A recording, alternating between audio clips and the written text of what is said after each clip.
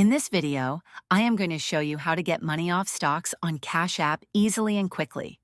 First, open the Cash App on your mobile device and log into your account.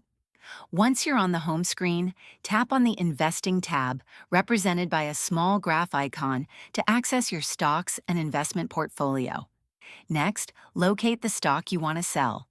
Tap on the stock to view its details, including your current holdings and market performance. If you're ready to sell, look for the Sell option and tap on it. You'll be prompted to enter the amount of shares you wish to sell. Choose the number of shares you want to sell and then tap Next. After that, Cash App will show you a summary of the transaction, including the estimated amount you'll receive from the sale. If everything looks good, confirm the sale by tapping Confirm Sell. The funds from the sale will be added to your Cash App balance. You can then cash out or use the funds as you wish. That's it. You've successfully sold stocks on Cash App and accessed your money. If this video helped you, please like and subscribe to the channel.